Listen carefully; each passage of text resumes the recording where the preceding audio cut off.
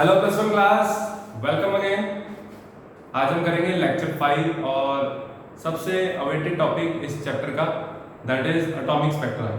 ठीक है, काफ़ी बच्चे कह रहे थे सर एटॉमिक स्पेक्ट्रम कब करेंगे, मेरे से पूछ रहे थे, वो हम आज करने वाले हैं। देखो काफ़ी इंटरेस्टिंग टॉपिक है और इसको एक बार समझना ज़रूरी है, ठीक है, नहीं तो बाद में इसको याद करते रह जाओगे।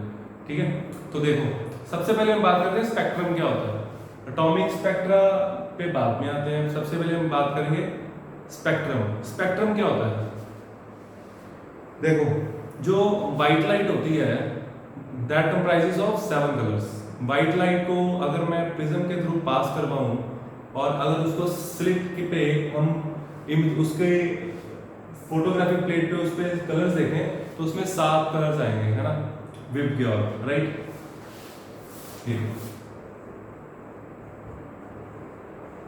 ऐसा ही होता है। आप लोगों ने रेनबो देखा, एग्जैक्टली सेम पैटर्न बनेगा, ठीक है।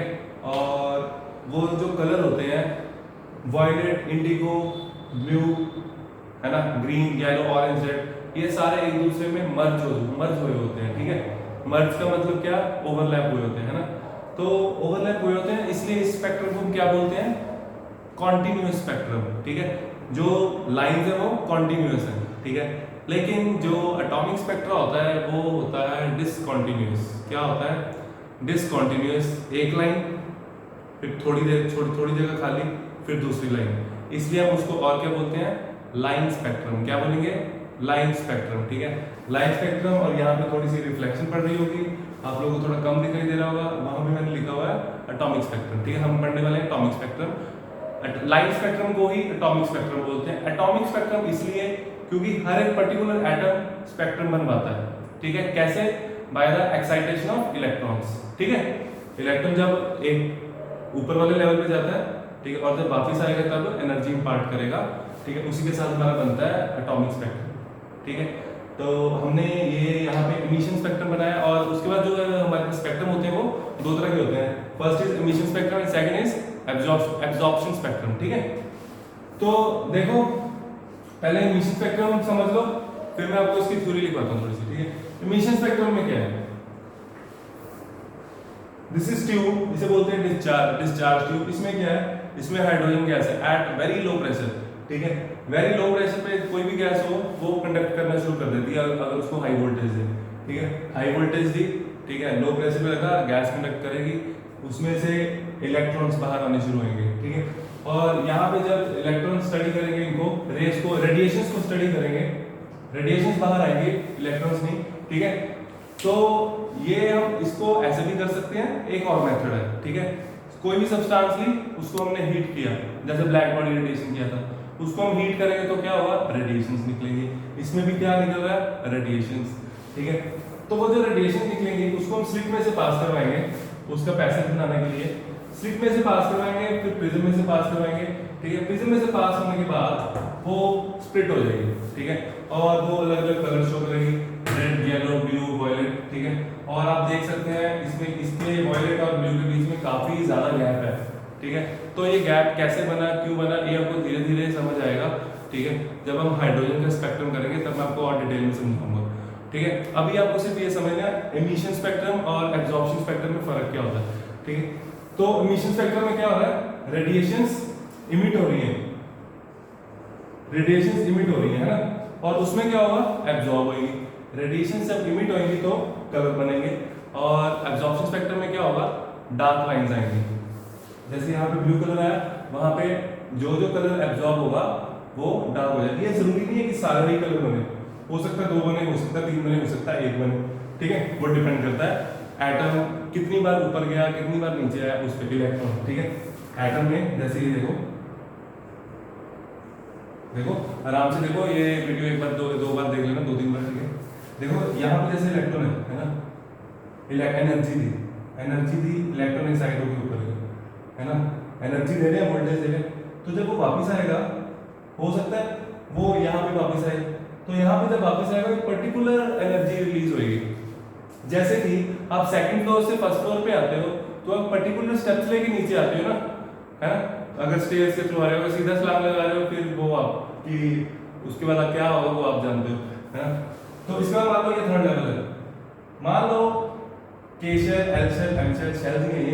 मान लो इलेक्ट्रॉन एक्साइट होकर चला गया ऊपर, यहाँ पहुंच गया, ठीक है। ये बच्चे टॉपिक आगे आएगा, मैं आपको थोड़ा सा बता रहा हूँ, ठीक है। इसके थ्रू ही आपको ये बहुत अच्छे से समझ आने वाला है। देखो ये इलेक्ट्रॉन एक्साइट होकर गया ऊपर, ठीक है। ऊपर जाने के बाद ये यहाँ से इधर भी आ सकता है और यहाँ से सीधा भी नीचे आ सकता है। तो जब सीधा नीचे आएगा तो अलग वेवलेंथ होगी, ठीक है। और जब यहाँ पे आएगा और फिर इसके बाद यहाँ पे आएगा तो अलग अलग वेवलेंथ होगी, और जो अलग अलग वेवलेंथ होगी, अलग अलग वेवलेंथ अलग अलग कलर इम्पार्ट करेगी। क्लियर? तो ये था आपका मिशन स्पेक्ट्रम। अब हम इसको दोबारा करते हैं, ठीक है।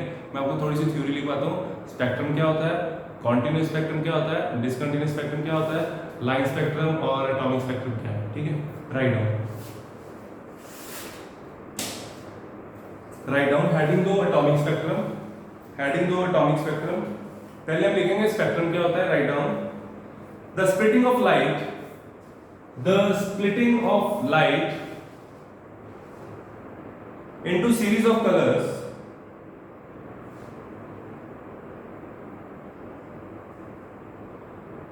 series of colors नहीं है, color है, color bands, series of color bands is known as dispersion, dispersion मतलब होता है फैलना, is known as dispersion, and the series of color bands is known as spectrum. In case of rainbow, or when we pass white light,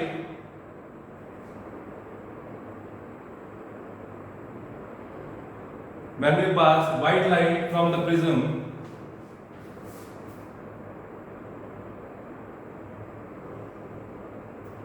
in that spectrum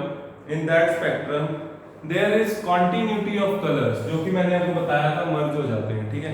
there is continuity of colors, that is one color merges into the other, without any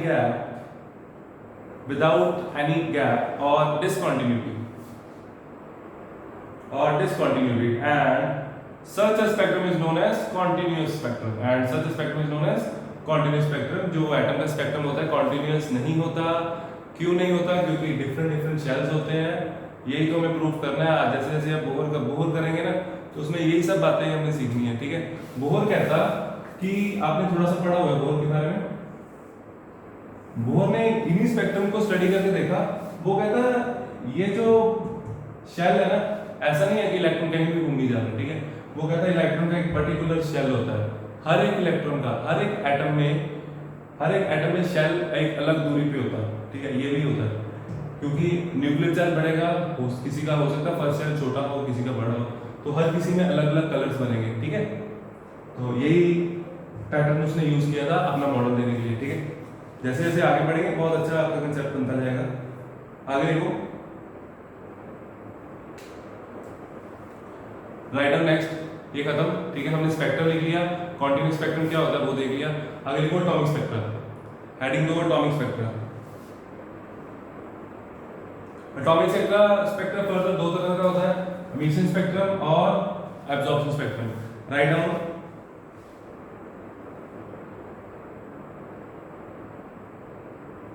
atomic spectrum is discontinuous,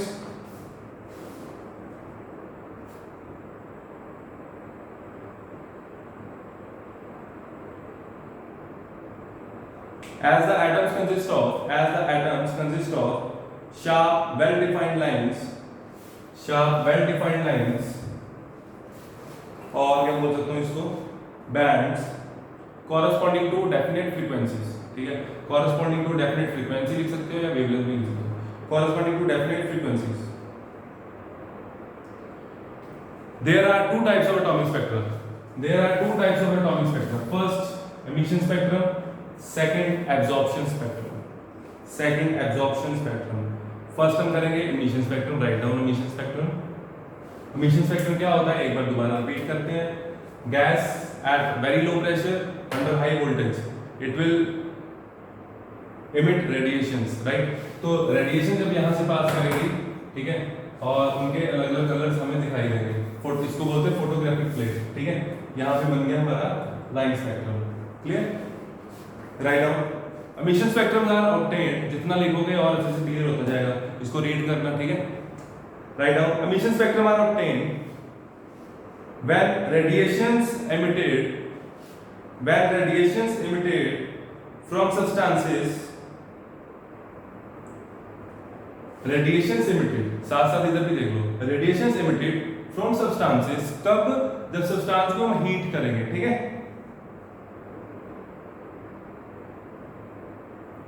from substances that have absorbed energy, कैसे, bracket में लिखो, either by passing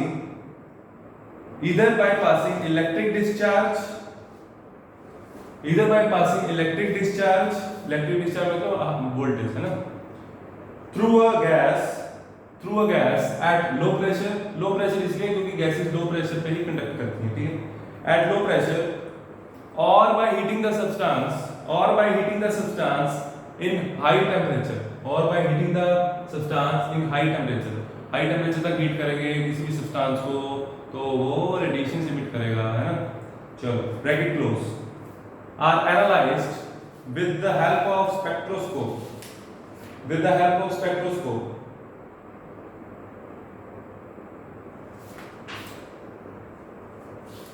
आगे लिखो, continue करो।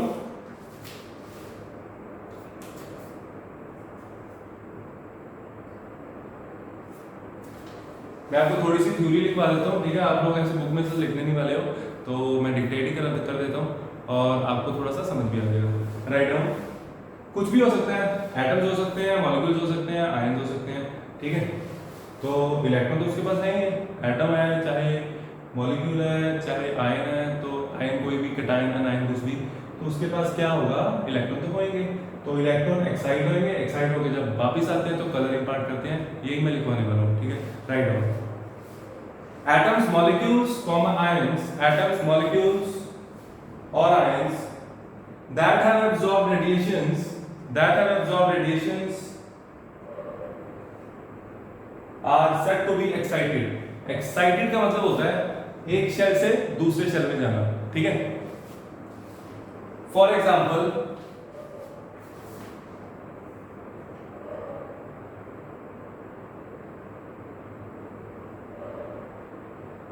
when the gases or vapors of chemical substances are heated by electric spark, light is emitted,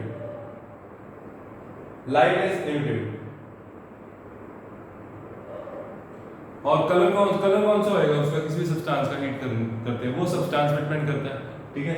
उसके shells पे depend करता है कितनी दूरी पे शेल है और कहां से कहां वापस आ रहा है, ठीक है। देखो इसमें क्या होता है, जब इलेक्ट्रॉन शेल से अपनी शेल में वापस आता है तो एनर्जी इंपार्ट करता है, और हमने पढ़ा हुआ है E = h nu, है ना।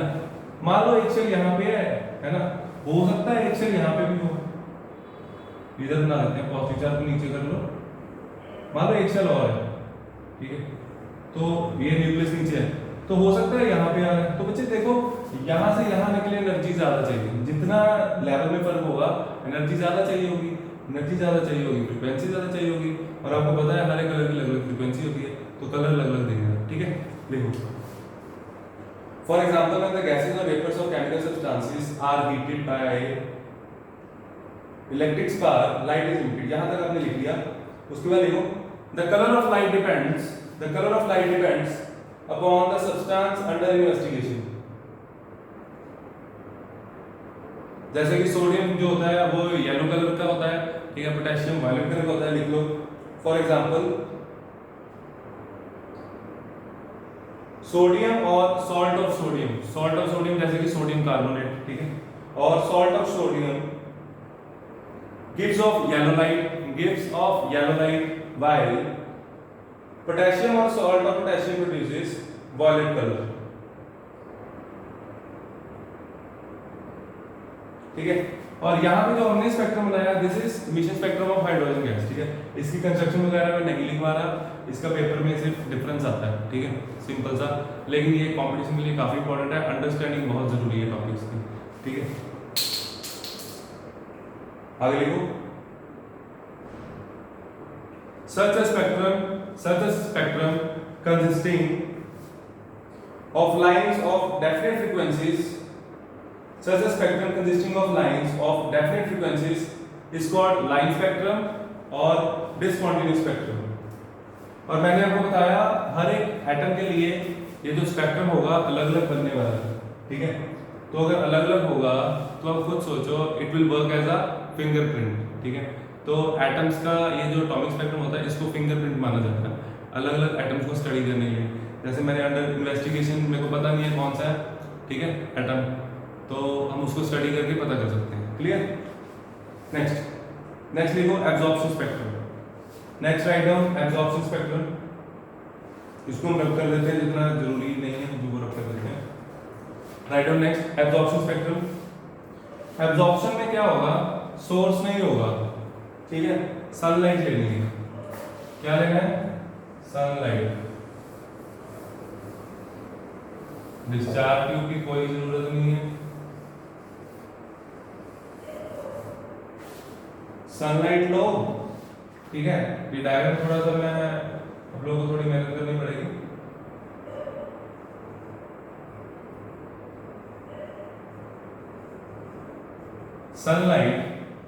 सनलाइट से जब लाइट आएगी, वाइट लाइट आएगी, उसको हम पास करवाएंगे, स्लिट से पास होने के बाद वो पास करवाएंगे ऑर्गेनिक सब्सटेंस, कोई भी केमिकल सब्सटेंस में से पास करवाएंगे। तो वो जो केमिकल सब्सटेंस होगा वो एक पर्टिकुलर वेवलेंथ एब्जॉर्ब कर लेगा, ठीक है।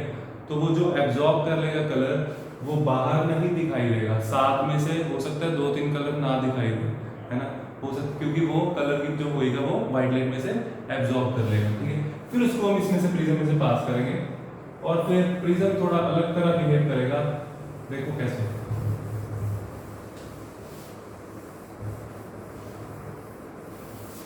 Prism will work differently.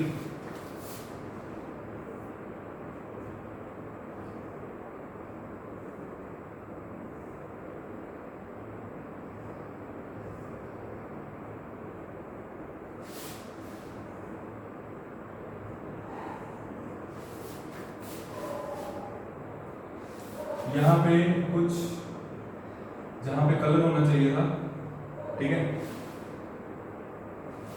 जहाँ पे कलर होना चाहिए था, ठीक है, वहां पे कलर नहीं होगा, कलर की जगह क्या होगा, डार्क लाइंस, यानी कि ब्लैक स्पॉट्स, ठीक है। तो ये ब्लैक स्पॉट्स क्या बताते हैं, बाकी कलर एज इट इज, बाकी के पूरा बिल्कुल एज इट इज, बीच में से कुछ जगह पे ब्लैक स्पॉट्स, यहाँ पे कलर नहीं दिखाई दे रहा, ठीक है। तो इसका मतलब ये वाली वेवलेंथ इस सब्सटेंस ने एब्जॉर्ब कर ली है, ठीक है। आपको समझ आ गया होगा, डायग्राम बना लेना अच्छे से, पहले लिख लो, write down. When a continuous electromagnetic radiations, bracket में लिखो white light is allowed to pass through a gas or a solution of some salt, and the transmitted light, यहां से जो बाहर निकली है लाइट वो क्या है, ट्रांसमिटेड लाइट। लिख लो, यहाँ पे मेरे पास जगह कम है, आप लोगों को जगह बना के लिखो, ट्रांसमिटेड लाइट, ऑर्गेनिक सब्सटेंस से पास होने के बाद वाली जो लाइट है, ठीक है। ट्रांसमिटेड लाइट इज एनालाइज्ड, उसको एनालाइज कर रहे हैं, ठीक है, is analysed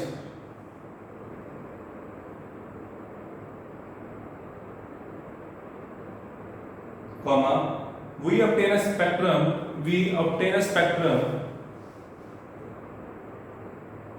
in which dark lines are observed,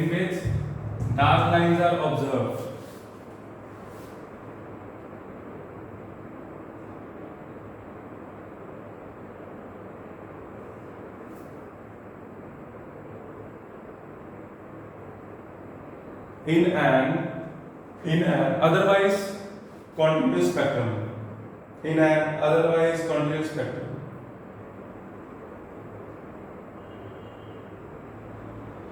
ये डार्क लाइंस क्या शो कर रही है, नेक्स्ट लाइन में लिखो, these dark lines indicate that the radiations of corresponding wavelength have been absorbed by the substance, किसमें से, from the white light,